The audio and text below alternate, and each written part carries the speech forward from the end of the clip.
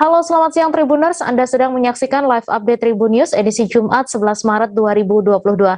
Siang ini akan kami sajikan informasi teraktual dan menarik yang dilaporkan secara langsung oleh reporter lapangan kami. Bersama saya, Miss Sirait, inilah live update selengkapnya. Densus 88 Anti Teror Mabes Polri menangkap terduga teroris berinisial S 54 tahun di Bendosari, Sukoharjo, Jawa Tengah pada Rabu 9 Maret malam. S tewas dalam pengamanan Densus 88. Diketahui bahwa S berprofesi sebagai dokter dan membuka praktik di rumahnya. Untuk mengetahui lebih detailnya sudah bergabung bersama kami rekan jurnalis Tribun Solo, Vincentius Giesta yang akan menyampaikan laporannya. Silakan Vincent. Ya, terduga teroris berinisial S yang diamankan Densus 88 Anti Teror Mabes Polri di Bendosari, Sukoharjo, diketahui memiliki profesi sebagai dokter. Hal ini dibenarkan oleh Ketua Ikatan Dokter Indonesia Sukoharjo, yakni Dr. Arif Budi Satria. Dr. Arif mengatakan bahwa S adalah dokter umum dan masih aktif ketika sampai akhir hayatnya. Dan beliau juga memiliki praktek yang dibuka di kediamannya sendiri di daerah Kelurahan Gayam, Sukoharjo. Dan praktek itu pun juga masih terus aktif hingga kemarin beliau akhirnya meninggal dunia. Bisa dikatakan juga bahwa ID Sukoharjo membenarkan bahwa sosok S ini adalah dokter yang kerap menggratiskan biaya pengobatannya kepada warga, terutama mereka yang tidak mampu. Meski demikian, dari informasi yang diterima Tribun News di lapangan, Ketua RT setempat, yakni Bapak Bambang Budiana Eka Warsono, mengatakan S adalah sosok yang terbilang antisosial, di mana dokter ini disebut jarang bersosialisasi atau berkomunikasi dengan warga setempat. Bahkan bisa dihitung dari kehadirannya di masjid setempat untuk bersalat ketika maghrib atau isya. Dan ketika pertemuan RT disebut-sebut juga tidak pernah hadir, dan S sendiri disebut oleh Ketua RT setempat tidak pernah mau memberikan uang iuran di RT tersebut. Dan Ketua RT juga memberikan kesaksiannya bahwa walaupun S membuka praktek di kediamannya, namun praktek tersebut jarang sekali terpantau ramai, sehingga hanya sedikit atau jarang orang yang datang untuk melakukan pengobatan di sana. Demikian, Mei. Baik, terima kasih Vincentius atas laporan Anda. Selamat bertugas kembali. Kita beralih ke informasi selanjutnya, Tribuners. Pelaku begal dengan pelecehan seksual kembali terjadi di Kalimalang, Kota Bekasi. Kasat Reskrim Polres Metro Bekasi Kota, Kompol Ivan Aditira, memastikan pihaknya masih terus menyelidiki kasus kejahatan yang menimpa ibu muda berinisial RP 27 tahun tersebut. Sejauh ini, penyidik telah memeriksa sebanyak 5 orang saksi untuk mengungkap kasus yang menimpa korban. Untuk info selengkapnya akan disampaikan oleh rekan jurnalis Tribun Jakarta, Yusuf Bahtiar, yang kini sudah terhubung bersama kami. Silakan Yusuf. Selamat siang Mei dan Tribuners. Bisa saya sampaikan kasus begal selangkangan yang menimpa ibu muda berinisial RP 27 tahun sejauh ini masih dalam penyelidikan Polres Metro Bekasi Kota. Adapun kasus ini sudah terjadi kurang lebih hampir 3 bulan lamanya sejak 22 November 2021 lalu. Namun hingga kini proses penyidikan belum bisa mengidentifikasi sosok pelaku yang melakukan aksi kejahatan seksual. Adapun kasus ini juga menjadi sorotan pada peringatan International Women's Day kemarin yang dilakukan sejumlah mahasiswa di Jalan Cut Mutia, Bekasi Timur, di mana sejumlah mahasiswi mengkritisi banyaknya kasus kekerasan seksual yang terjadi di Kota Bekasi khususnya, di mana pengungkapan kasusnya minim dilakukan oleh penegak hukum dan juga instansi terkait. Adapun mereka juga mengkritisi sejumlah infrastruktur di Kota Bekasi yang dinilai masih minim dan masih kurang mendukung proses-proses penyelidikan yang memudahkan penegak hukum untuk melakukan pengungkapan kasus. Adapun salah satunya adalah CCTV di kasus begal selangkangan yang menimpa ibu muda ini, dengan kesulitan mengidentifikasi CCTV yang merekam detik-detik kejadian. Hingga saat ini Polres Metro Bekasi Kota sudah memeriksa sebanyak 6 orang saksi dan kasusnya masih dalam proses penyelidikan. Begitu, Mei. Baik, terima kasih Yusuf Bahtiar atas laporan Anda. Selamat bertugas kembali. Artis Daus Mini terpaksa berurusan dengan pihak kepolisian akibat menggunakan rotator dan sirine pada kendaraan roda 4 berjenis SUV miliknya. Mobil yang ditumpangi Daus Mini ini dihentikan petugas tim perintis presisi Polres Metro Depok pada dini hari tadi sekira pukul 2 di Jalan Layang Universitas Indonesia, Beji. Tak hanya itu, plat mobil yang ditumpangi Daus Mini juga memiliki plat yang tidak sama dengan STNK. Selengkapnya akan disampaikan rekan jurnalis Tribun Jakarta, Dwi Putri Kesuma yang kini sudah terhubung bersama kami. Silakan Dwi.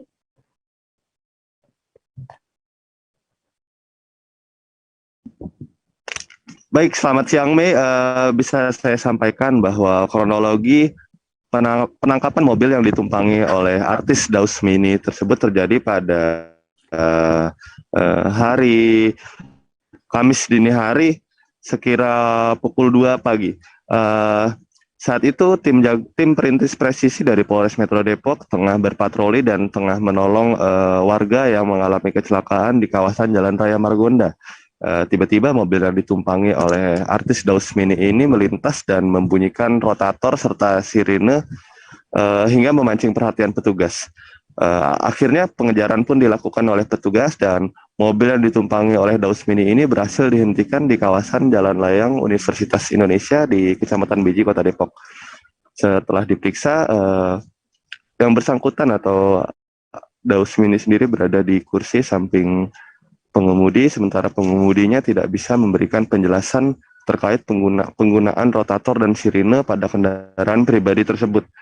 Lebih lanjut, Kasat Lantas Polres Metro Depok, AKBP Joni Eka Putra menjelaskan bahwa pihaknya telah melakukan tindakan tilang terhadap Daus Mini, dan diketahui juga bahwa tidak hanya melanggar penyalahgunaan rotator dan sirine, mobil milik Daus Mini ini juga plat nomornya tidak sesuai dengan yang ada di STNK kendaraannya. Oleh sebab itu pihaknya telah melakukan tindakan tilang. Saat ini sendiri mobil tersebut sudah dikembalikan kepada pemiliknya meskipun sempat diamankan ke Polres Metro Depok, dan saat ini kasusnya pun ditangani oleh Satuan Lalu Lintas dari Polres Metro Depok. Begitu kira-kira. Baik, terima kasih Dwi Putra Kesuma atas laporan Anda. Selamat bertugas kembali. Kita beralih ke informasi selanjutnya Tribuners. Rencana penanganan jalan longsor di Jalan Ahmad Yani kilometer 2,5 Kelurahan Batu Piring Kecamatan Paringin Selatan Balangan terus dilakukan, di mana pihak Balai Pelaksana Jalan Nasional atau BPJN wilayah Kalimantan Selatan kembali meninjau lokasi pada Kamis 10 Maret. Untuk informasi selengkapnya akan disampaikan oleh rekan Isti Rohayanti, wartawan Banjarmasin Pos, yang kini sudah terhubung bersama kami. Silakan Isti. Baik, terima kasih Mei. Jadi kemarin itu Balai Pelaksana Jalan Nasional Wilayah Kalsel kembali monitoring pada Jalan Ambles di Jalan Ayani kilometer 2,5 di Kelurahan Batu Piring, Kecamatan Paringin Selatan, Kabupaten Balangan, di mana diketahui jalan ambles ini disebabkan oleh rembesan air yang berada di bawah yang berada di saluran bawah pada jalan tersebut, sehingga oleh pihak Balai Pelaksana Jalan Nasional Wilayah Kalsel akan dilakukan perbaikan mengingat jalan ini sudah rusak sejak tahun 2021 kemarin. Dan pada monitoring kemarin dilaporkan juga untuk hasil peninjauannya, mereka melakukan pengukuran ulang terhadap kedalaman longsor yang terjadi pada jalan tersebut, dan nantinya juga penanganan yang akan dilakukan mungkin akan menggunakan konstruksi pile slab dan tidak akan berpengaruh terhadap daya tahan jalan. Selain itu juga pengerjaan rencananya akan rampung pada akhir tahun ini, begitu Mei. Baik, terima kasih Isti atas laporan Anda, dan Tribuners, wartawan kami juga telah menghimpun wawancara dengan pejabat pembuat komitmen Balai Pelaksana Jalan Nasional Wilayah Kalimantan Selatan. Berikut tayangannya untuk Anda. Ya, ini memang apa namanya ada dari Bintek dari Jakarta yang meninjau lokasi, minta apa namanya untuk memastikan penanganan yang dilakukan sesuai atau tidak. Ada beberapa hal yang harus kita lakukan, kayak apa penambahan data seperti kita harus crossing lagi untuk data ukurnya untuk memastikan bahwa longsoran ini sampai mana. Jangan sampai apa namanya penanganan kita nanti apa sih namanya sia-sia. Itu maksudnya longsor ketinggiannya atau panjangnya? Kedalaman bidang longsornya. Oh, kedalaman bidang longsor. Sama pengaruh terhadap di bawahnya ini sampai mana? Longsor sana ke bawahnya. Berarti kalau misalnya tadi kan pengumpulan data nih. Ya. Kalau data apa daya angkut atau mobilitas mobilnya ini jadi pertimbangan enggak? Kalau itu sih sebenarnya standar jalan nasional ya, kita secara desain pasti standar jalan nasional. Dan kalau penanganan longsor ini sebenarnya nggak terlalu berpengaruh terhadap beban yang nantinya lewat. Jadi beban akan sesuai standar. Artinya ini kenapa kita tutup, kita nggak boleh lewat adalah karena ini kan belum ada proteksi. Jadi dengan penambahan beban di atasnya sedikit saja ini pasti turun karena air masih masuk, kita belum ada penanganan. Ini yang kenapa kita tutup, karena berbahaya. Artinya dengan penanganan atau perbaikan yang akan dilakukan ini akan menjamin mobilitas atau tonase yang lewat itu tidak akan memperburuk, mengganggu iya, lagi. Betul. Oke. Pak, ini kalau nggak salah udah ketemu lelangnya tadi, pemenang lelang Pak ya. Kira-kira kapan mulai pengerjaannya Pak? Mulai pengerjaan ini kan masih dalam tahap mobilisasi ya mereka, dan ditambah lagi tadi masih ada permintaan data dari Jakarta, jadi kita masih masih. Kami akan kembali selesai jeda sejenak Tribuners, tetap di live update. Oke, apa kabar Bang Ariski di sini untuk strateginya? Kalau saya sendiri di Jumip 37 ini yang semalam baru mulai, apa yang dirasakan Kapten Hitam? Sebenarnya aku nggak ngerasa itu penangkapan atau penggerbegan atau apapun itu, karena gini loh, posisinya kriteria. Jadi kita mengenal disebut dengan stroke yang tidak berdarah dengan stroke yang berdarah. Stroke yang tidak berdarah itu biasanya ditandai dengan adanya penyumbatan. Kalau itu penyumbatan di sini mungkin pikirnya tidak ke situ kali ya, tapi kalau di Korea atau di Kamboja itu ada beberapa paper yang saya itu mas, ya dulunya tukang koran. Oh gitu ya, tukang koran. Ya saya baca itu Pak. Tuh kan pernah baca kan? Ya. Jadi kalau saya jadi tangga itu udah bersyukur banget. Si anak ini dijadikan sebagai tersangka begitu. Ya kalau ini kita bicara yang di luar kasus Kebongombo ya. Dengan nama hujan shower, di mana terdapat batas jelas antara daerah hujan dan tidak hujan yang biasanya terjadi pada fase awal mature stage atau tahap berbahaya itu Kang. Jadi mulai artinya terjadinya perlempekan. Nah itu untuk penetrasi akan sulit begitu ya. Dok, saya ini menurut saya memang tidak mudah, bukan urusan tanah diambil. Kalau misalnya Amerika Serikat sekarang, Rasulullah mengatakan dalam sebuah hadis bahwa berpuasa di 6 hari Syawal itu. Oke, apa kabar Bang Ariski di sini untuk strateginya? Kalau saya sendiri di Jumip 37 ini yang semalam baru mulai, apa yang dirasakan Kapten Hitam? Sebenarnya aku nggak ngerasa itu penangkapan atau penggerbegan atau apapun itu, karena gini loh, posisinya kriteria. Jadi kita mengenal disebut dengan stroke yang tidak berdarah dengan stroke yang berdarah. Stroke yang tidak berdarah itu biasanya ditandai dengan adanya penyumbatan. Kalau itu penyumbatan di sini mungkin pikirnya tidak ke situ kali ya, tapi kalau di Korea atau di Kamboja itu ada beberapa paper yang saya itu mas, ya dulunya tukang koran. Oh gitu ya, tukang koran. Ya saya baca itu Pak. Tuh kan pernah baca kan? Ya. Jadi kalau saya jadi tangga itu udah bersyukur banget. Si anak ini dijadikan sebagai tersangka begitu. Ya kalau ini kita bicara yang di luar kasus Kebongombo ya. Dengan nama hujan shower, di mana terdapat batas jelas antara daerah hujan dan tidak hujan yang biasanya terjadi pada fase awal mature stage atau tahap berbahaya itu Kang. Jadi mulai artinya terjadinya perlempekan. Nah itu untuk penetrasi akan sulit begitu ya. Dok, saya ini menurut saya memang tidak mudah, bukan urusan tanah diambil. Kalau misalnya Amerika Serikat sekarang, Hadis Rasulullah mengatakan dalam sebuah hadis bahwa berpuasa di 6 hari Syawal itu.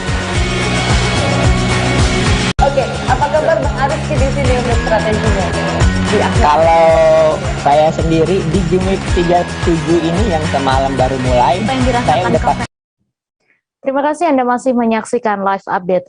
Sejumlah sopir truk mengeluhkan kelangkaan solar di sejumlah SPBU di Maros, Sulawesi Selatan. Akibatnya sejumlah truk harus antri di SPBU untuk mendapatkan solar. Bahkan ada sopir truk yang rela bermalam di SPBU demi mendapatkan solar. Untuk info selengkapnya akan disampaikan oleh rekan Nurul Hidayah, wartawan Tribun Timur, yang kini sudah terhubung bersama kami. Silakan Nurul.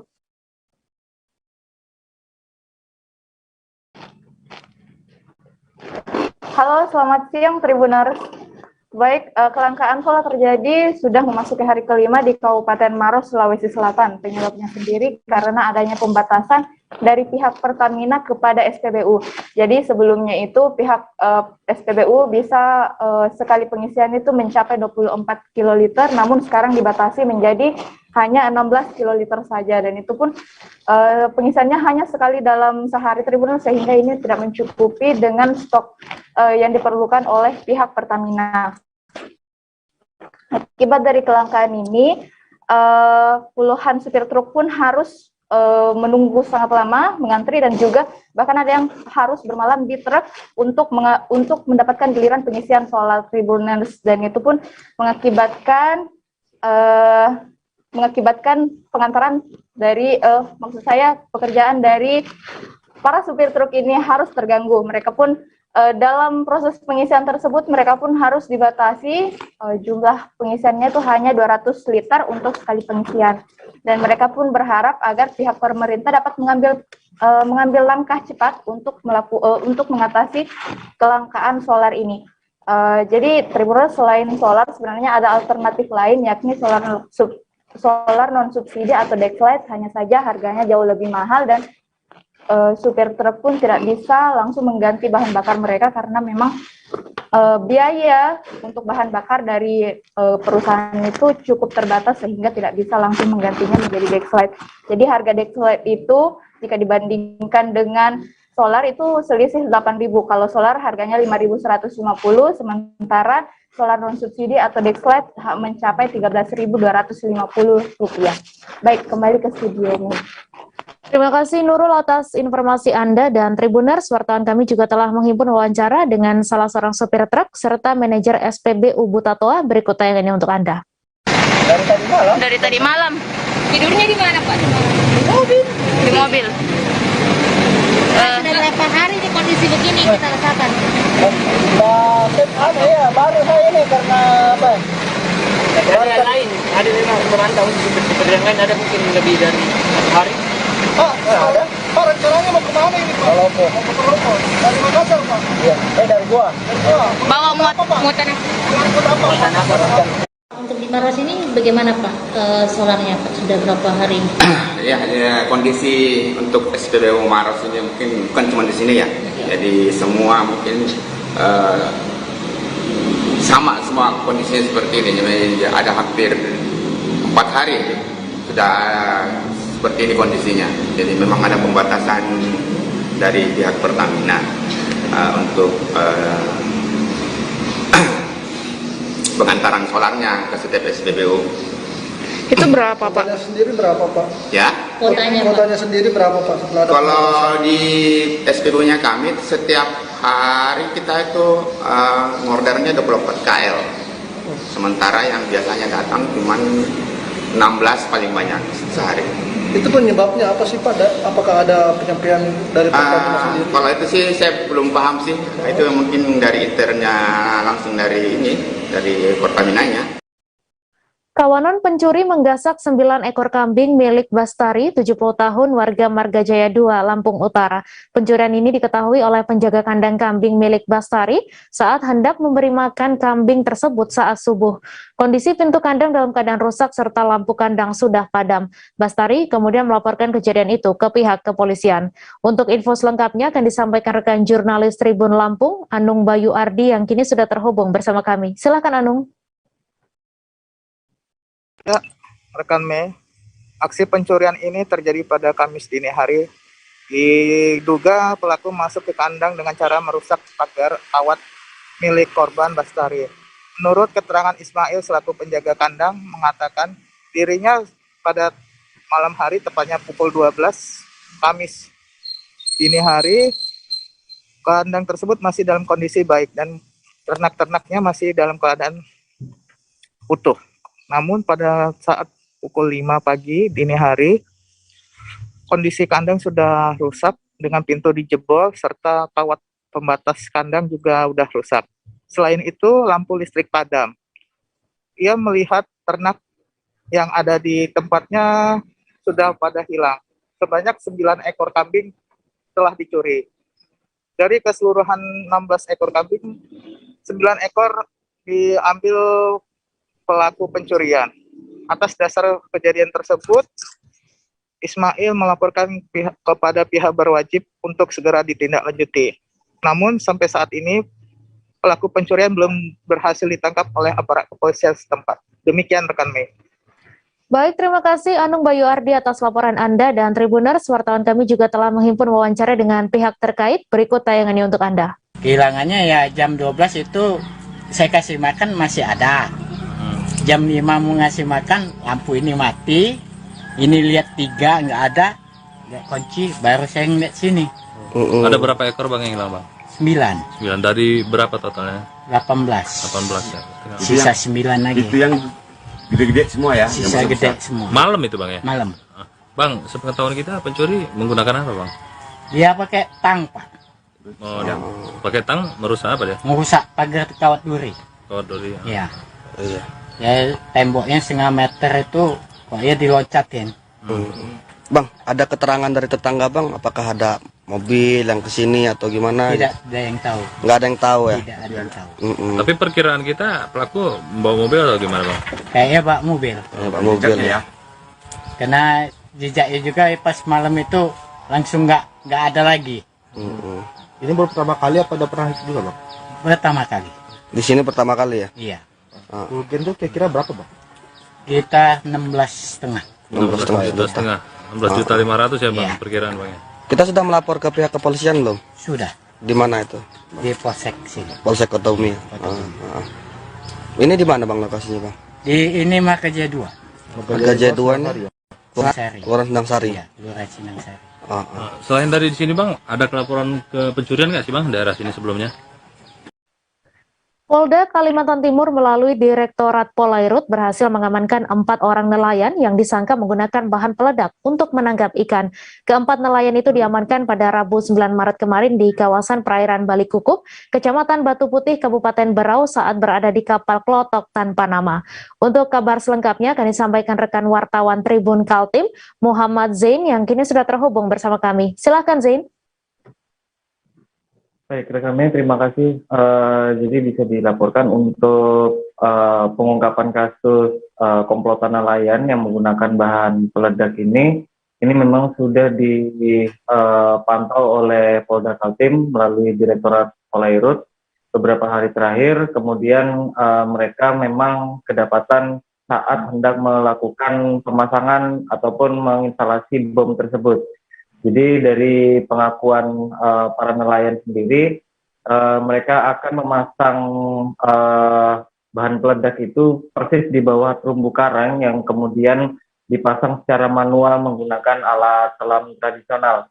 Kemudian dari pihak kepolisian sendiri membuktikan melalui penemuan adanya 33 detonator yang sudah disambung dengan bahan peledak tersebut.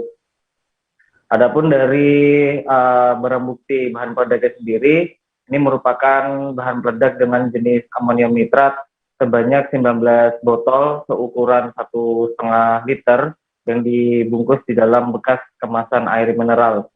Kemudian juga di samping itu diamankan juga kapal klotok dan kemudian perahu kecil yang digunakan para tersangka untuk menyimpan ataupun menampung ikan-ikan yang nantinya akan mengapung.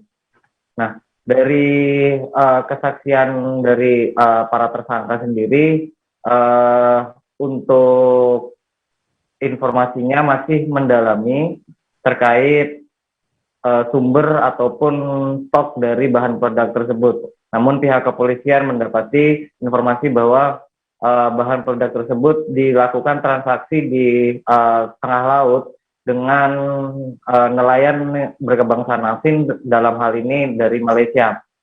Nah, untuk para tersangka sendiri saat ini sudah diamankan di Polairut Polda Kaltim, di mana mereka akan diancam dengan pidana penjara 20 tahun penjara. Seperti itu, kami. Terima kasih Zain atas laporan Anda, dan Tribuners, wartawan kami juga telah menghimpun wawancara dengan Kabid Humas Polda Kalimantan Timur. Berikut tayangannya untuk Anda. Dan untuk pengungkapan kasus nelayan yang menggunakan alat tangkap bom ikan. Ya. Peristiwa ini didasari dari adanya laporan informasi yang kita dapat, lalu kita tindak lanjuti melalui Intel Polair, ya, Intel Air, Subdit Gakum di Polair Polda Kaltim, di mana setelah dilakukan penyidikan di perairan Pulau Bali Pupuk, itu di Kecamatan Batu Putih, Kabupaten Berau, ditemukan kapal klotok yang patut diduga setelah kita lakukan pemeriksaan itu mereka akan menggunakan bom ikan dalam menangkap ikan, ya.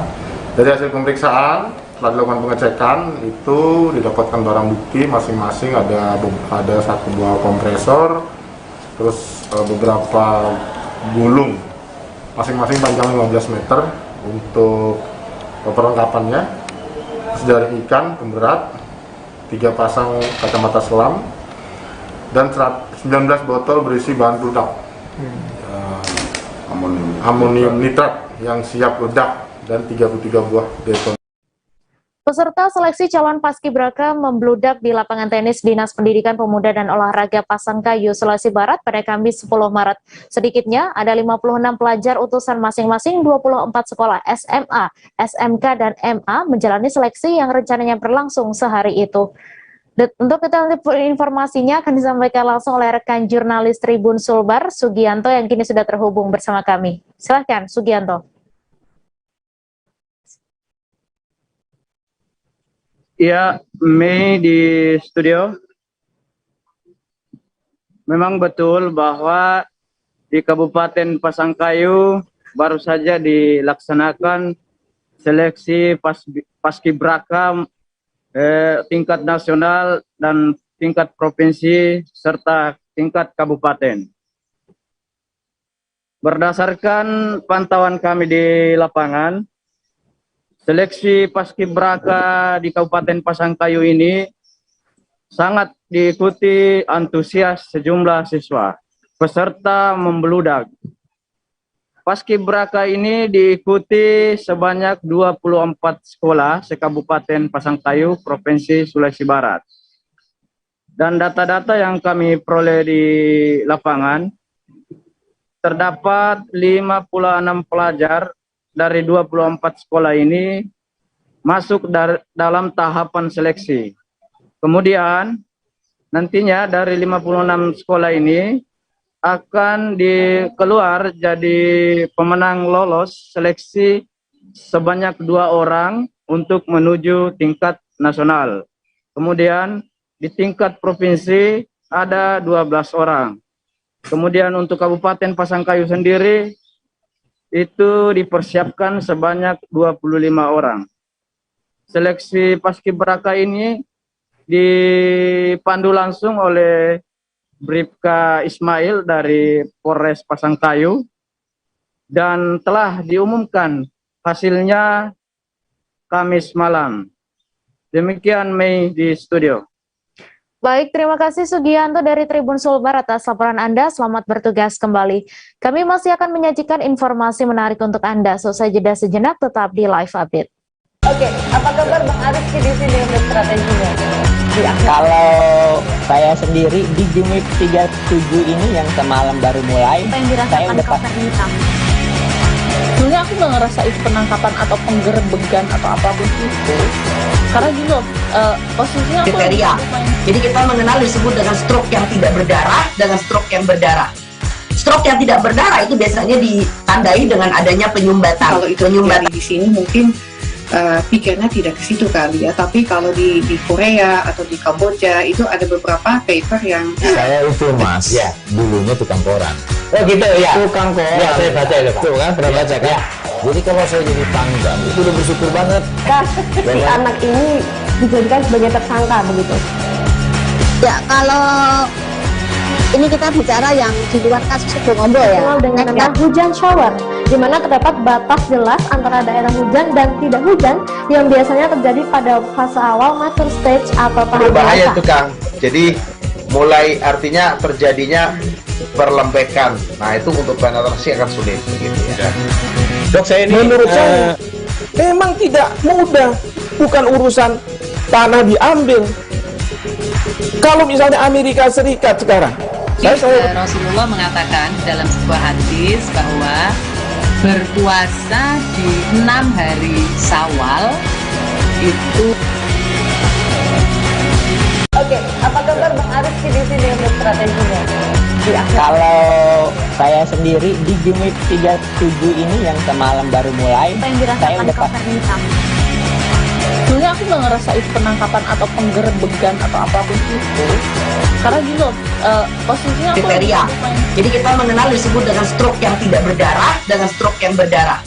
Stroke yang tidak berdarah itu biasanya ditandai dengan adanya penyumbatan. Kalau itu terjadi di sini mungkin pikirnya tidak ke situ kali ya, tapi kalau di Korea atau di Kamboja itu ada beberapa paper yang saya itu mas, ya dulunya tukang koran. Oh gitu ya, tukang koran. Ya saya baca itu pak. Tuh kan pernah baca kan? Ya. Jadi kalau saya jadi pangdam itu udah bersyukur banget.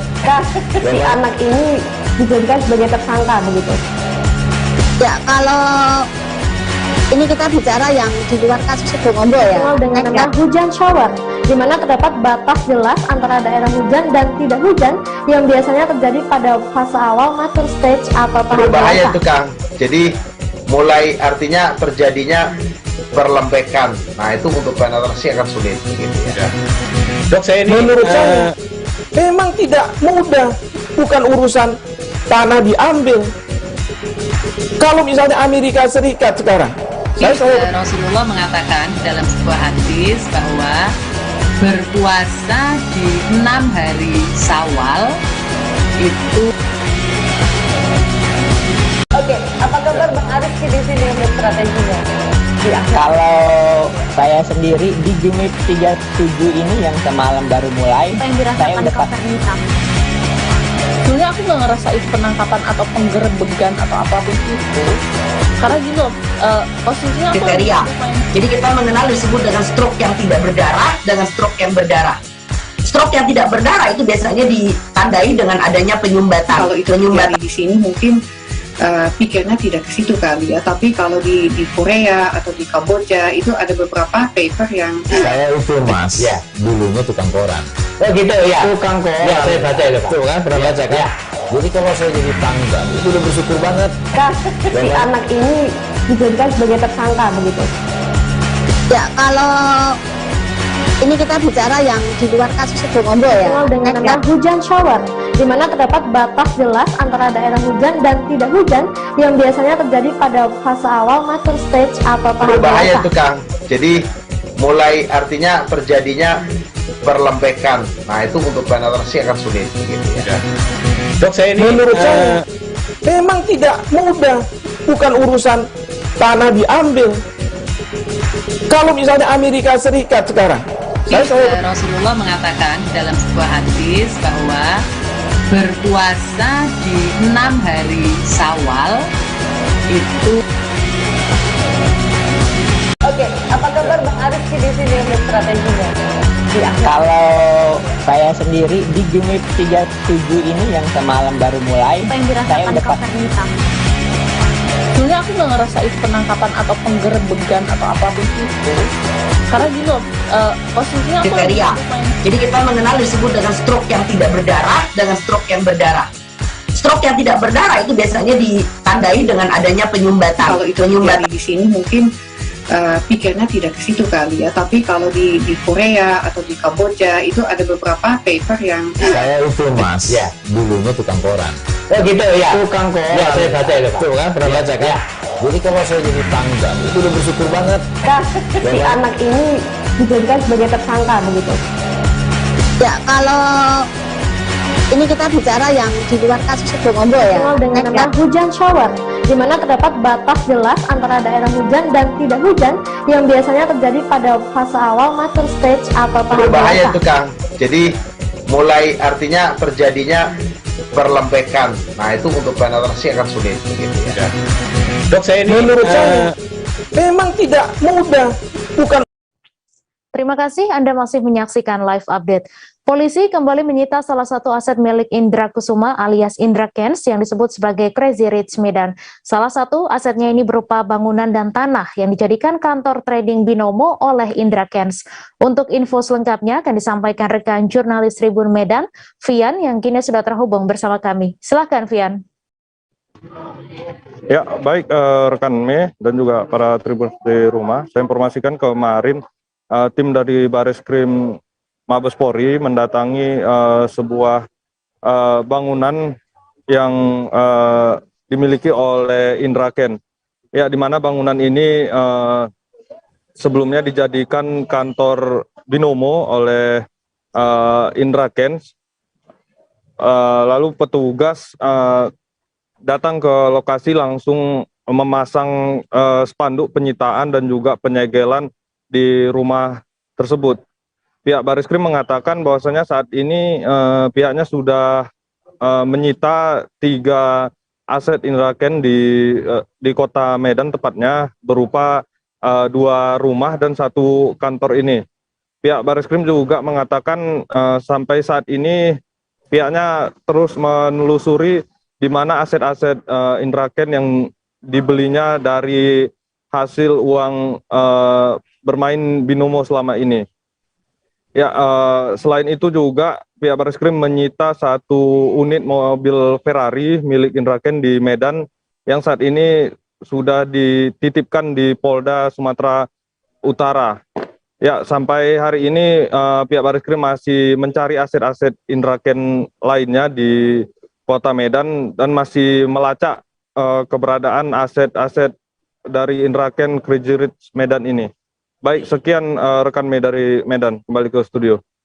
Terima kasih Vian atas laporan Anda, dan Tribuners, wartawan kami juga telah menghimpun wawancara dengan Kanit 5 Subdit 2 Perbankan di TV Deksus Bareskrim Polri. Berikut tayangannya untuk Anda.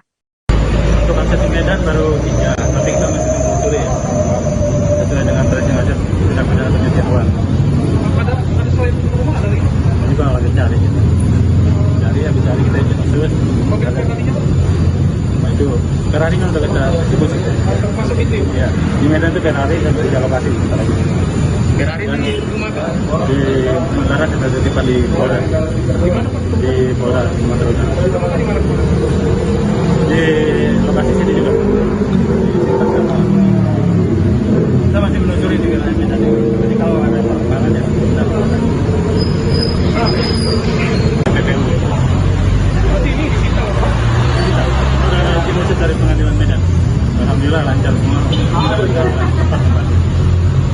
Untuk kantor di Agiramnya Pak? Kantor siapa? Trading. Ika. Itu otomatis kita akan taruh itu. Karena kita kaitannya akan menelusuri aset yang kaitan dengan kasus binomo. Aliran dari situ baru bisa kalau nggak ada sangkut pautnya kan kita harus juga kita cek dulu tracingnya ada nggak berkaitannya. Berarti hasil dari binomo akan disita semua nih Pak? Ya, setelah kita dapat menelusurinya. Ratusan warga menyerbu gerai vaksin di Pasar Higienis Kecamatan Pemali, Kabupaten Bangka pada Rabu 9 Maret. Gerai vaksin ini digelar oleh Polres Bangka bersama Dinas Kesehatan Bangka. Vaksinasi kali ini diserbu warga karena disiapkan minyak goreng dan sembako bagi warga yang mengikuti vaksin. Untuk detail informasinya akan disampaikan langsung oleh rekan jurnalis Bangka Post, Dedi Marjaya, yang kini sudah terhubung bersama kami. Silakan Dedi. Ya, selamat siang Mei. Kemarin di Pasar Higienis digelar vaksinasi COVID-19 untuk warga. Namun biasanya di Kabupaten Bangka ini setiap gerai dibuka, masyarakat terlihat enggan mengikuti vaksin. untuk menarik minat vaksin masyarakat ini pada bersamaan di Kabupaten Tanggerang juga terjadi kelangkaan dan kenaikan harga minyak goreng, sehingga Polres Bangka menyiapkan hadiah minyak goreng bagi masyarakat yang mengikuti vaksin. Ternyata trik itu sangat jitu sekali, di mana masyarakat langsung menyerbu. Target pihak Polres Bangka sendiri sekitar 300 vaksinasi baik dosis 1, dosis 2 maupun dosis 3. Namun yang terjadi hampir sekitar 600-700 warga mendaftarkan diri untuk mengikuti vaksin ini sendiri, sehingga kepolisian juga agak sedikit kesulitan mengaturnya. Pada saat bersamaan juga memang digelar vaksinasi serentak booster yang dilaksanakan oleh Kapolri di Jakarta. Sementara di Bangka Belitung sendiri dipusatkan di Pasar Higienis Pemali yang dihadiri oleh Kasatgasus Percepatan Vaksin atau yang juga menjabat sebagai Wakapolda Bangka Belitung, yaitu Brigjen Pol Mardani. Ternyata hal ini juga terjadi keheranan di Wakapolda sendiri yang bingung melihat masyarakat sangat-sangat antusias, tidak seperti biasanya. Ternyata setelah dicek, ternyata Polres Bangka menyiapkan hadiah minyak goreng yang diminati terutama oleh kaum ibu-ibu yang menyerbu vaksinasi itu sendiri. Begitu, Mei. Baik, terima kasih Dedi atas laporan Anda, dan Tribuners, wartawan kami juga telah menghimpun wawancara dengan Wakapolda Bangka Belitung. Berikut tayangannya untuk Anda. Ini untuk yang kesekian kalinya kita melaksanakan vaksinasi serentak ya secara nasional yang dipimpin langsung oleh Bapak Kapolri. Untuk wilayah Provinsi Kepulauan Bangka Belitung kita pusatkan di Pasar Higienis Pemali ya. Ini antusiasme masyarakat mulai ya, target sih sebenarnya 300 ya. Namun yang hadir mungkin ya 500-an ini ya. Nah, ini baik dosis 1, dosis 2 maupun booster. Nah, inilah mudah-mudahan antusias masyarakat yang semakin membaik, ini harapan kita agar nanti khususnya di Provinsi Kepulauan Bangka Belitung kita bisa segera tuntaskan ya. Kalau data provinsi kita sih sudah 95,sekian% lah untuk dosis 1, dosis 2 juga sudah 78% lebih ya. Nah, dosis 2 yang nanti kita genjot karena ya proses tunggu waktu ya.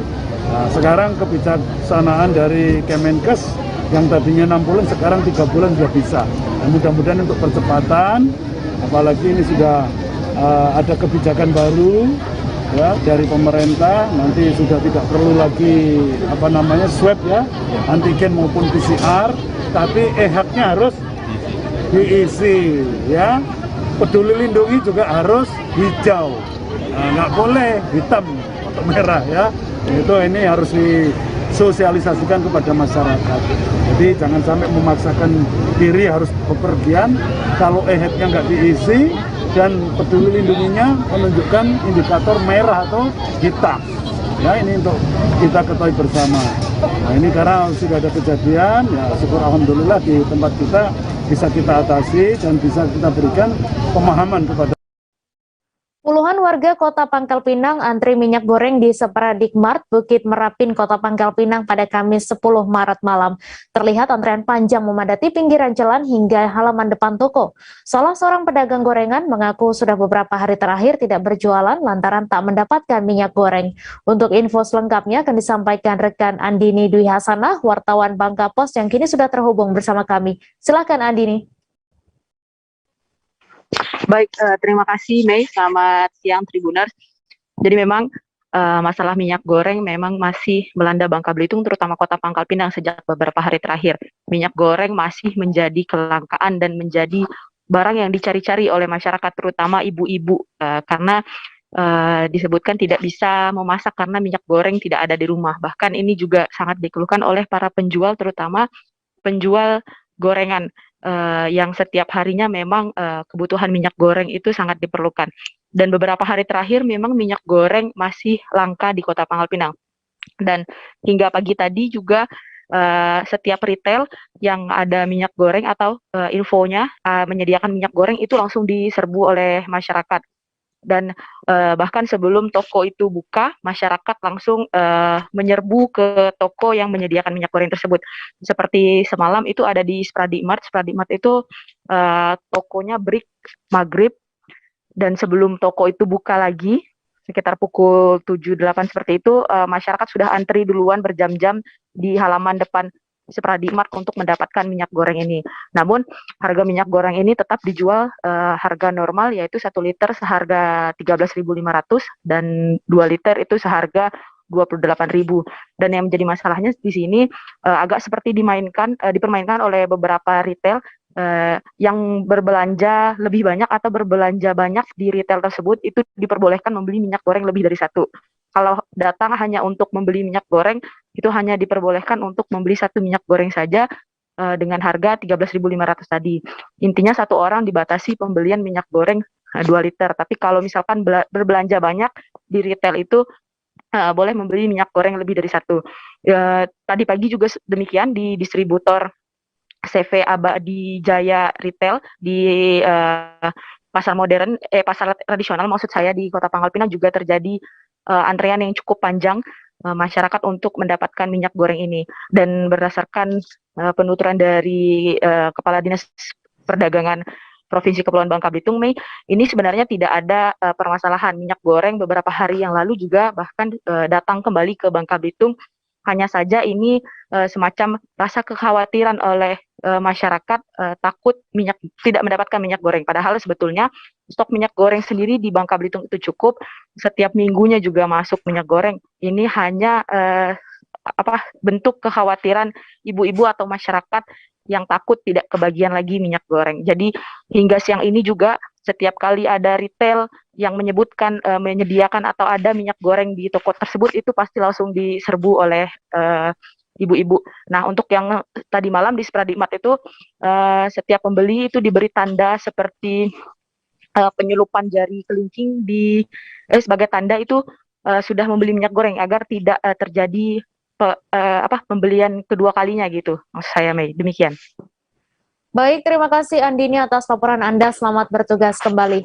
Kita beralih ke informasi selanjutnya. Tribuners, Dinas Perdagangan Koperasi dan UKM Kendari membeberkan alasan kenaikan harga dan kelangkaan minyak goreng akhir-akhir ini di beberapa swalayan di Kota Kendari, Sulawesi Tenggara. Diketahui sejumlah swalayan dan retail modern di Kota Kendari tidak memiliki stok minyak goreng selama 2 hingga 3 minggu terakhir. Sementara di pasar-pasar tradisional di Kota Kendari, stok minyak masih terlihat cukup banyak, namun harganya melambung tinggi. Untuk info selengkapnya akan disampaikan rekan Amelda Devi, wartawan Tribun Sultra, yang kini sudah terhubung bersama kami. Silakan Amelda.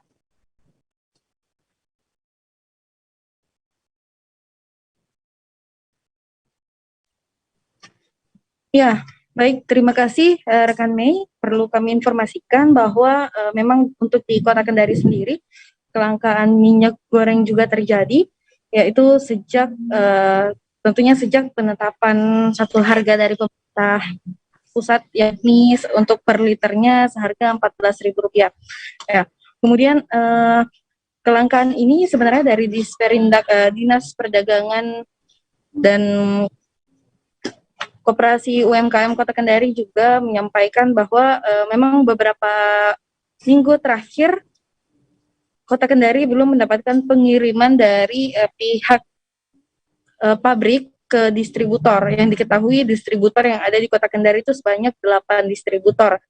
Ya, meskipun beberapa minggu terakhir memang tidak ada pasokan dari pabrik, namun baru-baru ini, tepatnya Rabu kemarin, 2 distributor di Kota Kendari menerima pasokan minyak goreng dari pabrik, yakni sebanyak 9.000 liter. 2 distributor ini antara lain UDHS dan juga UD Surapandang. Untuk UDHS sendiri menerima 6 kontainer, yang dimana satu kontainer itu berisi 1.500 liter, sedangkan UDHS memperoleh 2 UD Surapandang maksud saya memperoleh 2 kontainer atau sekiranya 3.000 liter.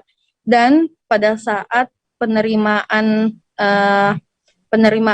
stok minyak goreng di 2 distributor itu langsung disalurkan ke pengecer atau swalayan-swalayan dan juga pasar di Kota Kendari. Ya, berdasarkan pantauan kami juga pada saat pendistribusian dari distributor ke pengecer pada hari itu belum sempat 1 hingga 2 jam, bahkan belum sempat dirapkan di rak-rak swalayan, warga langsung menyerbu minyak goreng karena takut tidak kebagian lagi stok tersebut, dan alhasil di hampir seluruh swalayan di Kota Kendari pada hari itu juga stok minyak goreng yang didistribusikan dari distributor itu habis, tidak tersisa, dan beberapa masyarakat juga mengeluhkan hal tersebut karena tidak kebagian. Ya, melihat kondisi ini, menurut Dinas Perdagangan, Koperasi dan UKM Kota Kendari, ya mengatakan kepanikan inilah yang menjadi penyebab juga kelangkaan minyak goreng, karena berdasarkan rapat koordinasi pihak Disperindak, Dinas Perdagangan, Koperasi, UKM dan beberapa dinas perdagangan lainnya bersama Kementerian Perdagangan pada 9 Maret lalu yang sempat membahas mengenai stok minyak goreng ini. Ya, Kepala Dinas Perdagangan Kota Kendari mengatakan jika memang stok minyak sebenarnya cukup untuk warga Kota Kendari, namun karena kepanikan ini, kepanikan di masyarakat, sehingga yang seharusnya jatah tersebut cukup untuk seluruh masyarakat, namun mereka mengambil jatah yang lainnya sehingga masyarakat yang lain juga tidak kebagian. Ya, selain itu, Mei, untuk ketersediaan stok minyak juga, untuk berikutnya pihak Disperindak juga Dinas Perdagangan Kota Kendari juga belum mengetahui kapan akan menerima lagi stok dari pabrik, karena pihak distributor sendiri langsung yang memberikan informasi kepada Dinas Perdagangan Kota Kendari juga belum mengetahui kapan menerima stok tersebut dari pabrik, lantaran banyaknya permintaan yang masuk, dan bahkan 6 dari 8 distributor di Kota Kendari juga belum memperoleh kiriman dari pabrik-pabrik minyak goreng. Seperti itu, Mei. Baik, terima kasih Amelda atas laporan Anda, dan Tribuners, wartawan kami juga telah menghimpun wawancara dengan pihak terkait. Berikut tayangannya untuk Anda. Distributor bahwa sesuai dengan mekanisme pengiriman barang mereka harus tiba perkiraan tanggal sekian, dan memang dalam beberapa hari ini juga ada yang tiba. Ada beberapa distributor minyak di Kota Kendari. Minggu yang lalu mungkin adik-adik ikut juga barangkali ke lapangan. Tapi yang saya ingat mungkin Kompas TV ya, Kompas. Biasa juga kita dengan Kompas di awal-awal itu. Itu bersama DPR, bahkan Pak Ketua pun ikut.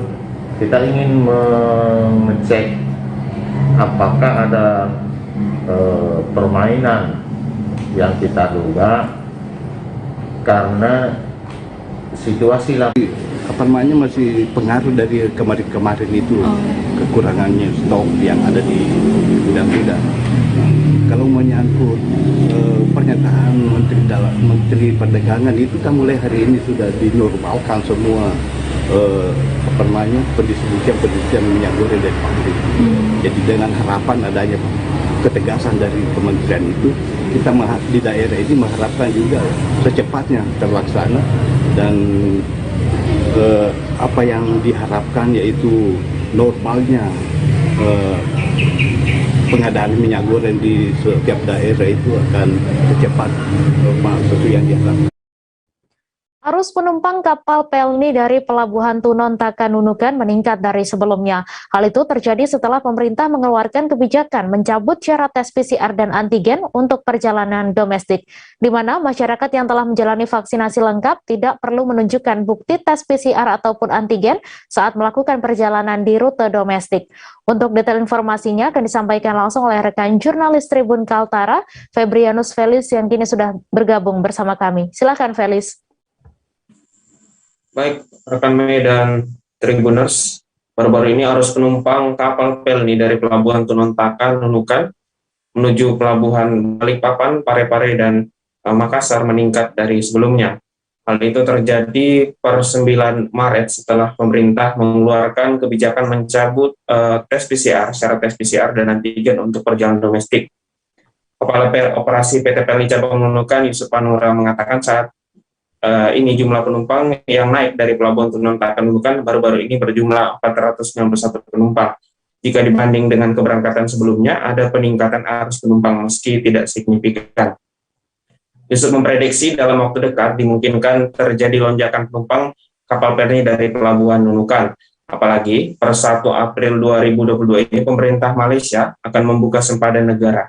Dengan begitu pelabuhan resmi Tawau Nunukan kembali beroperasi. Ingat selama ini sebagian besar penumpang PLNI merupakan pekerja migran Indonesia dari Malaysia. Yusuf menyampaikan sejumlah poin penting dalam SE Satgas COVID-19 nomor 11 tahun 2022 tentang ketentuan perjalanan orang dalam negeri pada masa pandemi COVID-19 yang harus jadi atensi calon penumpang PLNI. Ada sekitar beberapa poin. Pertama, calon penumpang yang termasuk anak usia 6-12 tahun tidak wajib menunjukkan tes PCR atau rapid antigen bila sudah melakukan vaksinasi dosis lengkap atau dosis 1 dan dosis 2 termasuk dosis 3 booster.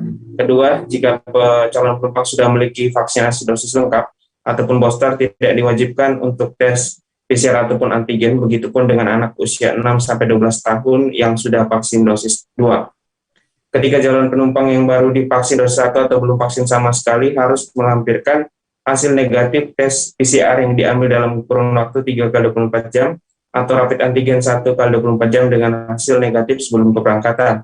Keempat, calon penumpang yang tidak bisa divaksin karena memiliki komorbid atau alasan medis lainnya diwajibkan untuk melampirkan tes PCR yang diambil dalam kurun waktu 3x24 jam atau rapid antigen 1x24 jam dengan hasil negatif sebelum keberangkatan, serta wajib melampirkan surat keterangan dari rumah sakit pemerintah. Berikutnya untuk anak usia 6 tahun, maksud saya dapat melakukan perjalanan dengan pendampingan orang tua atau keluarga. Dapat saya informasikan kembali, calon penumpang yang PLNI diwajibkan untuk menggunakan aplikasi Peduli Lindungi dan mengisi e-hak Indonesia sebelum keberangkatan. Jadi PLNI memiliki sistem yang sudah terintegrasi dengan aplikasi Peduli Lindungi, sehingga status vaksinasi pelaku perjalanan secara otomatis akan terbaca di sistem begitu petugas PLNI melakukan penginputan NIK KTP calon penumpang. Demikian laporan sementara yang bisa disampaikan dari Nunukan Kalimantan Utara. Kembali ke Mei di studio. Terima kasih Felis atas laporan Anda, selamat bertugas kembali. Kami akan kembali selesai jeda sejenak Tribuners, tetap di Live Update. Oke, apa kabar Bang Arief di sini untuk strateginya? Kalau saya sendiri di Gimik 37 ini yang semalam baru mulai, saya udah sebenarnya aku nggak ngerasa itu penangkapan atau penggerebegan atau apapun itu, karena gini loh, posisinya aku kriteria. Jadi kita mengenal disebut dengan stroke yang tidak berdarah dengan stroke yang berdarah. Stroke yang tidak berdarah itu biasanya ditandai dengan adanya penyumbatan. Kalau itu penyumbatan di sini mungkin pikirnya tidak ke situ kali ya, tapi kalau di Korea atau di Kamboja itu ada beberapa paper yang saya itu mas, ya dulunya tukang koran. Oh gitu ya, Tukang koran. Ya, saya baca itu Pak. Tuh kan, pernah baca kan? Ya. Jadi kalau saya jadi tanggal itu udah bersyukur banget.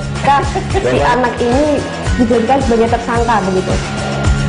Ya, kalau ini kita bicara yang di luar kasus Bongombo ya. Dengan nama hujan shower, di mana terdapat batas jelas antara daerah hujan dan tidak hujan yang biasanya terjadi pada fase awal mature stage atau tahap berbahaya itu Kang. Jadi mulai artinya terjadinya perlempekan. Nah itu untuk penetrasi akan sulit gitu ya. Dok, saya ini menurut saya memang tidak mudah, bukan urusan tanah diambil. Kalau misalnya Amerika Serikat sekarang, Rasulullah mengatakan dalam sebuah hadis bahwa berpuasa di 6 hari Syawal itu. Oke, apa kabar Bang Arief di sini untuk strateginya? Kalau saya sendiri di Gimik 37 ini yang semalam baru mulai, saya udah sebenarnya aku nggak ngerasa itu penangkapan atau penggerebegan atau apapun itu, karena gini loh, posisinya aku kriteria. Jadi kita mengenal disebut dengan stroke yang tidak berdarah dengan stroke yang berdarah. Stroke yang tidak berdarah itu biasanya ditandai dengan adanya penyumbatan. Kalau itu penyumbatan di sini mungkin pikirnya tidak ke situ kali ya, tapi kalau di Korea atau di Kamboja itu ada beberapa paper yang Saya itu mas, ya dulunya tukang koran. Oh gitu ya. Tukang koran. Ya saya baca itu Pak. Tuh kan pernah baca kan? Jadi kalau saya jadi tanggal itu udah bersyukur banget. Si anak ini dijadikan sebagai tersangka begitu. Ya, kalau ini kita bicara yang di luar kasus Sibolombo ya. Dikenal dengan nama hujan shower, di mana terdapat batas jelas antara daerah hujan dan tidak hujan yang biasanya terjadi pada fase awal mature stage atau tahap Berbahaya dewasa. itu Kang. Jadi mulai artinya terjadinya perlembekan. Nah itu untuk penetrasi akan sulit begitu ya. Dok, saya ini menurut saya memang tidak mudah, bukan urusan tanah diambil. Kalau misalnya Amerika Serikat sekarang, Rasulullah mengatakan dalam sebuah hadis bahwa berpuasa di 6 hari Syawal itu. Oke, apa kabar Bang Arifki di sini untuk strateginya? Kalau saya sendiri di Jumip 37 ini yang semalam baru mulai, Apa yang saya dirasakan udah Kakak Bintang? Sebenarnya aku nggak ngerasain penangkapan atau penggerebegan atau apapun itu, karena gini loh, posisinya aku Kriteria. Jadi kita mengenal disebut dengan stroke yang tidak berdarah dengan stroke yang berdarah. Stroke yang tidak berdarah itu biasanya ditandai dengan adanya penyumbatan. Kalau itu terjadi di sini mungkin pikirnya tidak ke situ kali ya, tapi kalau di Korea atau di Kamboja itu ada beberapa paper yang Saya itu mas, ya dulunya tukang koran. Oh gitu ya. Tukang koran. Ya saya baca itu Pak. Tuh kan pernah baca kan? Jadi kalau saya jadi tanggal itu udah bersyukur banget. Si anak ini dijadikan sebagai tersangka begitu. Ya, kalau ini kita bicara yang di luar kasus Sibolombo ya. Dikenal dengan nama hujan shower, di mana terdapat batas jelas antara daerah hujan dan tidak hujan yang biasanya terjadi pada fase awal mature stage atau tahap Berbahaya dewasa. itu Kang. Jadi mulai artinya terjadinya perlembekan. Nah itu untuk penetrasi akan sulit begitu ya. Dok, saya ini menurut saya memang tidak mudah, bukan urusan tanah diambil. Kalau misalnya Amerika Serikat sekarang, Rasulullah mengatakan dalam sebuah hadis bahwa berpuasa di 6 hari Syawal itu. Oke, apa kabar Bang Arifki di sini untuk strateginya? Kalau saya sendiri di Jumip 37 ini yang semalam baru mulai, Apa yang saya dirasakan udah Kakak Bintang? Sebenarnya aku nggak ngerasain penangkapan atau penggerebegan atau apapun itu, karena gini loh, posisinya aku Kriteria. Jadi kita mengenal disebut dengan stroke yang tidak berdarah dengan stroke yang berdarah. Stroke yang tidak berdarah itu biasanya ditandai dengan adanya penyumbatan. kalau itu terjadi di sini mungkin pikirnya tidak ke situ kali ya, tapi kalau di Korea atau di Kamboja itu ada beberapa paper yang Saya itu mas, ya dulunya tukang koran. Oh gitu ya. Tukang koran. Ya saya baca itu Pak. Tuh kan pernah baca kan?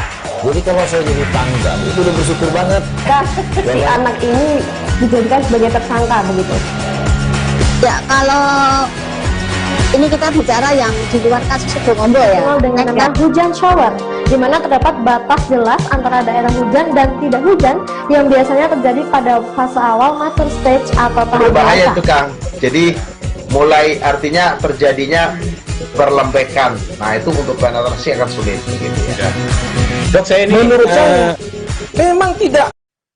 Terima kasih Anda masih menyaksikan live update.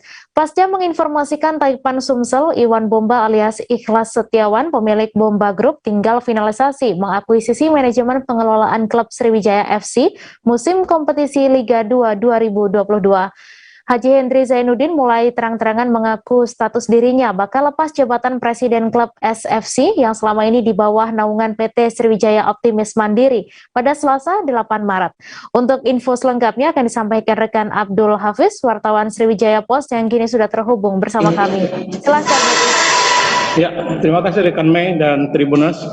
Ya, dapat kami informasikan bahwa dari Presiden Sriwijaya FC, Haji Hendri Zainuddin, sekarang ini sudah terang-terangan. Kalau kemarin-kemarin 2 bulan yang lalu sudah kita paparkan bahwa ada satu Taipan asal Sumatera Selatan namanya Iwan Bomba, pengusaha yang juga dari batubara, ini berminat untuk mengambil alih, artinya mengakuisisi saham dari kepemilikan tim Sriwijaya FC. Karena mengingat bahwa selama ini tim Sriwijaya FC lebih banyak dimiliki sahamnya dari pemerintah Provinsi Sumatera Selatan.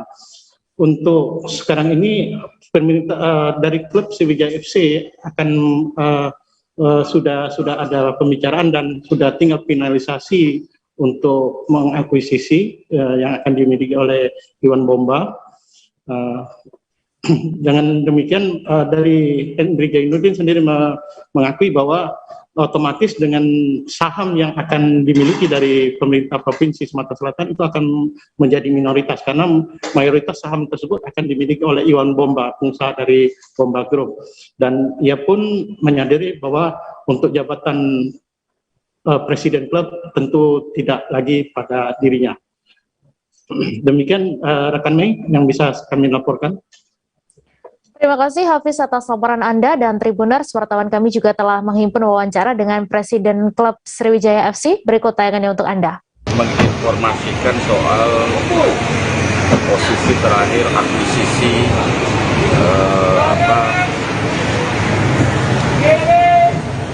SIPC. Kemarin memang leading sektor kita itu sebenarnya manajer Pak Hendri yang ngurusin ini. Dia juga punya statement di Februari akan selesai, tetapi memang dalam perjalanannya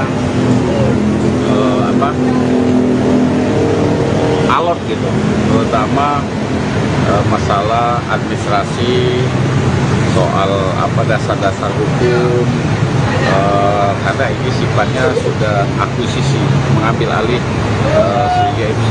Jadi betul-betul Bomba Group ingin ini clean and clear, sehingga kita proses lama. Semoga saja di dalam bulan Maret ini selesai, dan tentu kita harapkan selesai karena kita akan persiapan liga, walaupun kita tidak tahu manajemennya nanti seperti apa manajemen sekarang dipertahankan, apa manajemen sekarang tidak dipertahankan, kita sampai sekarang belum tahu. Jadi kita tidak bisa berbuat apa-apa dulu, karena kalau akuisisi ini pasti lebih dari separuh saham itu akan menjadi milik Bomba Group. Nah, ini sudah berapa prosesnya Pak, proses akuisisi? Sudah hampir final lah. Seleksi pemilihan Rektor Universitas Samratulangi Manado dimulai. Saat ini pemilihan Rektor Unsrat Manado ini memasuki tahap pendaftaran bakal calon. Sejak dibuka pendaftaran pada 9 Maret 2022, 3 orang kandidat telah mendaftar. Untuk informasi selengkapnya akan disampaikan rekan Fernando Lumowa, wartawan Tribun Manado yang kini sudah terhubung bersama kami. Silakan Fernando. Baik, terima kasih rekan Mei. Kami laporkan bahwa saat ini tahapan suksesi Universitas Samratulangi atau Unsrat Manado Provinsi Sulawesi Utara itu sudah dimulai, dan saat ini sementara tahapan penjaringan atau tahapan pendaftaran bakal calon Rektor Universitas Samratulangi Manado periode 2022-2026, dan pendaftaran sudah berlangsung 3 hari terakhir, itu sejak tanggal 9 Maret. Dan sampai saat ini, sampai hari ketiga pendaftaran, yaitu 11 Maret, baru ada 3 kandidat yang memasukkan pendaftaran. Yang pertama itu Profesor Dr. Venesia Danes, guru besar dari Fakultas Kedokteran Unsrat, yang mendaftar di hari pertama.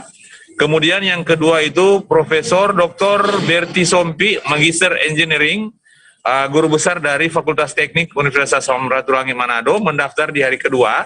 Dan tadi di hari ketiga pendaftaran, hari ini, Dekan Fakultas Teknik Universitas Samratulangi Manado, yaitu Profesor Dr. Fabian J. Manopo MAGR, turut mendaftar untuk bertarung di pemilihan rektor. Nah, sejauh ini memang baru 3 kandidat itu, tetapi kemungkinan besar kandidat masih akan bertambah karena pendaftaran masih dibuka sampai tanggal 16 Maret 2022. Jadi masih ada 3 hari sampai dengan minggu depan. Dari informasi yang kami peroleh, setelah mendaftar para kandidat tersebut, berkas pendaftarannya masih akan diverifikasi lagi oleh panitia pemilihan, oleh Panitia Pemilihan Rektor Universitas Samratulangi periode 2022-2026. Demikian, rekan Mei. Baik, terima kasih Fernando atas laporan Anda dan Tribuners. Wartawan kami juga telah menghimpun wawancara dengan pihak terkait. Berikut tayangannya untuk Anda. Ya, baik Profesor, tadi Profesor sudah mendaftar sebagai bakal calon Rektor Unsrat. Bisa diceritakan Prof, persiapannya sejauh mana itu? Ya, tentunya berbekal pengalaman tentu yang sudah saya lalui ya. Jadi di Universitas Samratulangi ya. Kebetulan saya berkarir di Fakultas Teknik ya. Jadi saya melewati hampir semua jabatan-jabatan mulai dari Koprodi, Kepala Lab, Kajur sampai Dekan, dan ini sudah sampai kedua kali. Saya kira berbekal itu ya saya siap untuk mengikuti proses pencalonan rektor ini. Jadi itu yang pertama, itu yang ada di ini.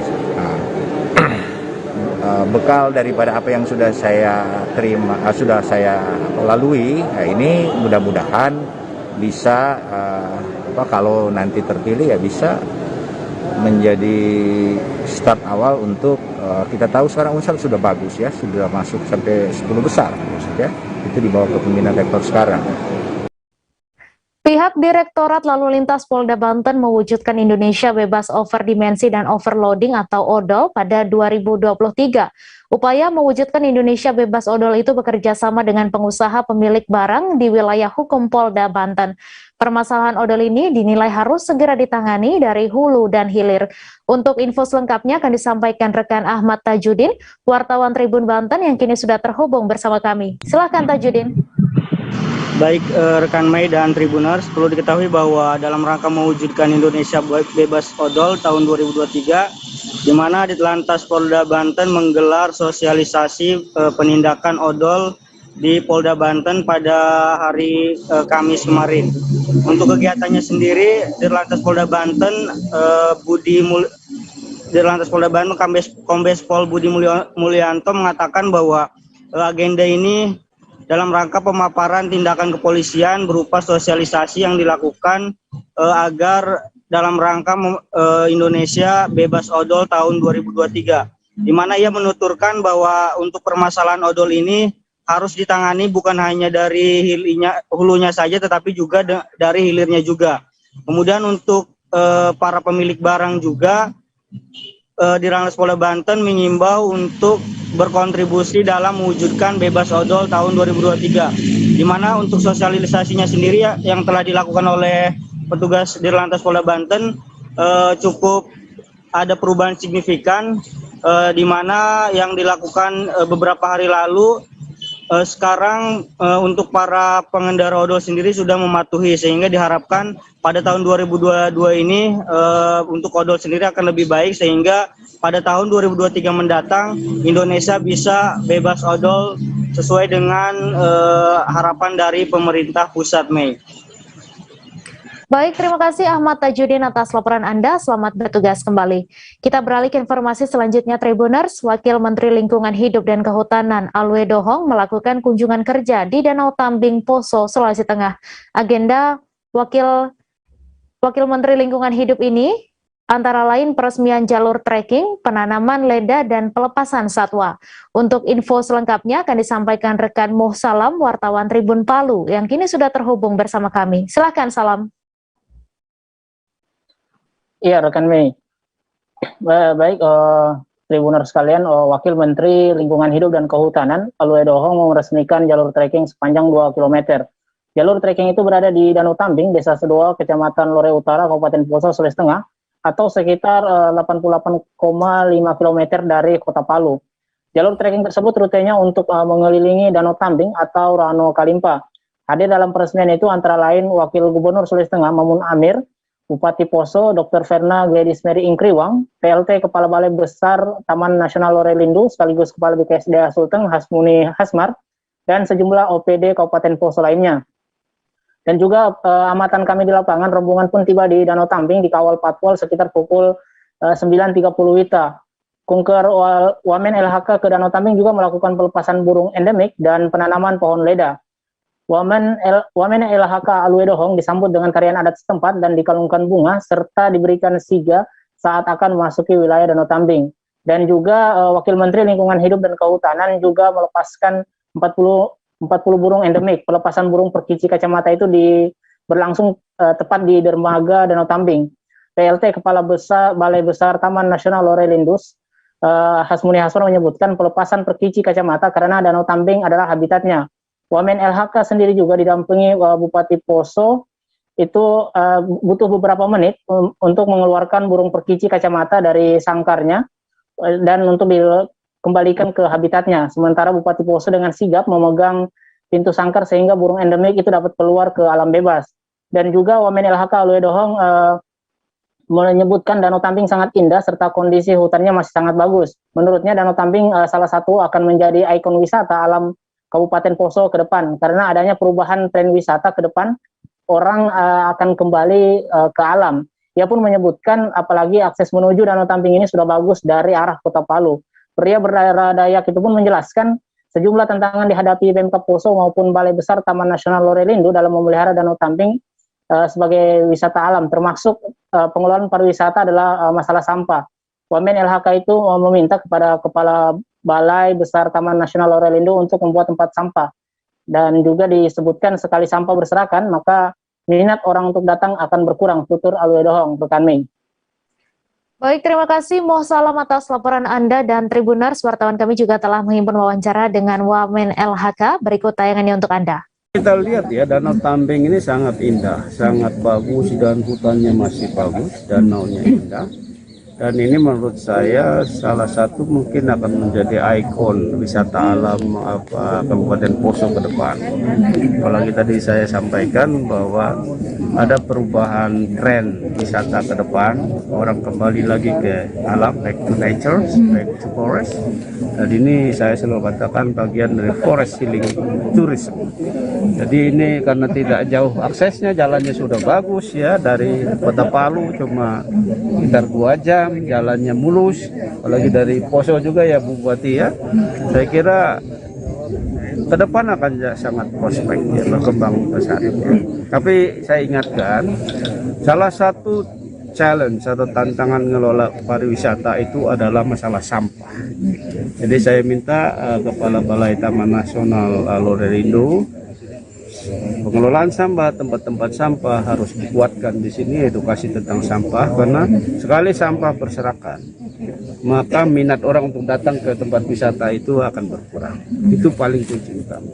Kedua, ini saya kira bisa untuk camping ground yang sangat bagus ya, karena hutannya bagus, ada trekking sudah dibangun sekitar 2 kilo ya.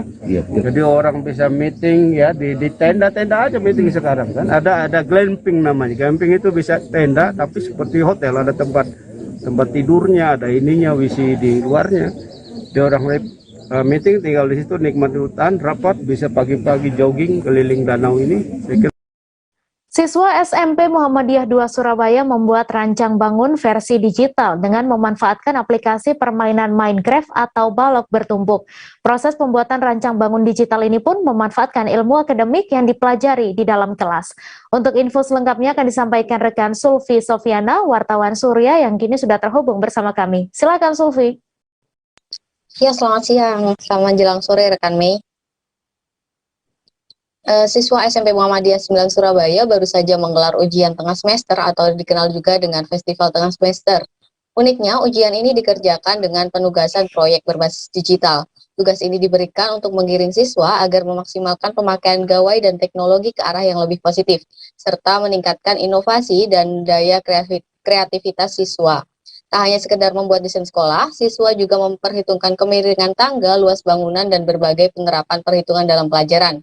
Dipilihnya penilaian berbasis proyek ini karena lebih sesuai dengan konsep sekolah dan mengarahkan siswa untuk dapat mengeksplor kemampuan mereka dalam mengerjakan suatu pekerjaan, mulai menguji. Dalam melakukan proyek ini, setiap kelompok diberikan waktu selama 2 pekan untuk mendapat bimbingan dari guru-guru kelompok bidang studi yang telah ditetapkan.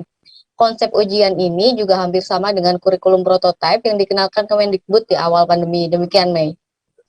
Baik, terima kasih Sulfi atas laporan Anda dan Tribuners. Wartawan kami juga telah menghimpun wawancara dengan salah seorang guru. Berikut tayangannya untuk Anda.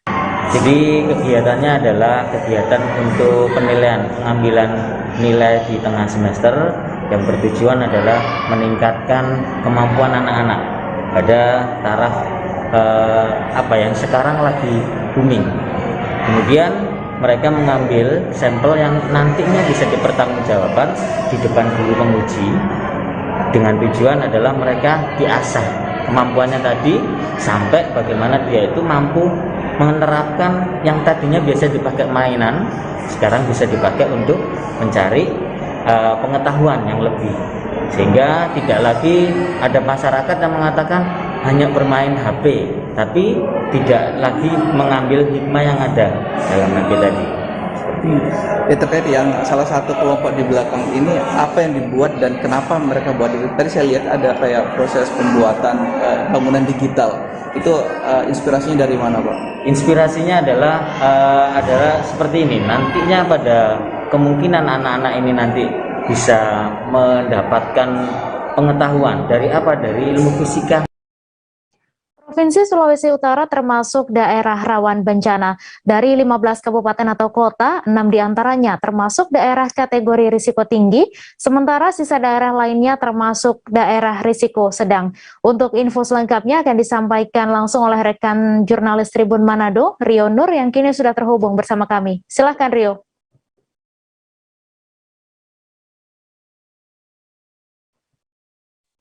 Ya, oke rekan Mei. Jadi BPBD Provinsi Sulut menggelar rapat koordinasi untuk mengumpulkan 15 kepala BPBD se-Provinsi Sulawesi Utara untuk membahas mitigasi bencana, antisipasi bencana, karena di tahun 2002 ini Provinsi Sulawesi Utara beberapa kota kabupaten yang ada di Sulawesi Utara mengalami berbagai bencana. Jadi rapat yang dilakukan akhir tahun ini, apalagi Sulawesi Utara ini sendiri termasuk daerah rawan bencana. Bahkan 6 daerah di Sulawesi Utara, kota kabupatennya itu masuk resiko bencana tinggi. Sisanya 9 kabupaten kota masuk ke indeks risiko yang sedang. Karena rawannya bencana ini yang ada di Sulawesi Utara, maka digelar rakor ini, bahkan mengundang BPBD, Badan Nasional Penanggulangan Bencana, ada 2 deputi yang hadir memberikan arahan-arahan terkait penanganan, mitigasi atau pencegahan bencana. Salah satu program yang sempat disampaikan di dalam rakor ini adalah Desa Tangguh Bencana, di mana di Sulawesi Utara sendiri tahun ini akan disiapkan 157 desa tangguh bencana khusus untuk bencana tsunami, karena wilayah-wilayah Sulawesi Utara juga banyak yang berada di pesisir pantai. Nanti akan dipilih daerah-daerah ini agar masyarakatnya lebih tangguh, lebih sigap dalam mengantisipasi bencana, apalagi daerah pesisir memang sangat rawan jika terjadi gempa akan diterjang oleh tsunami. Tapi sejauh ini belum ada kasus tsunami yang terjadi di Provinsi Sulawesi Utara. Demikian. Baik, terima kasih Rio Nur atas laporan Anda. Selamat bertugas kembali. Informasi tadi sekaligus menutup perjumpaan kita dalam live update hari ini. Tribuners, lantaran masih di tengah pandemi, kami kembali mengingatkan untuk selalu menerapkan protokol kesehatan dimanapun Anda berada. Saya, Mesa Desirait beserta kru yang bertugas pamit. Terima kasih dan sampai jumpa. Jangan lupa like, subscribe, dan share ya.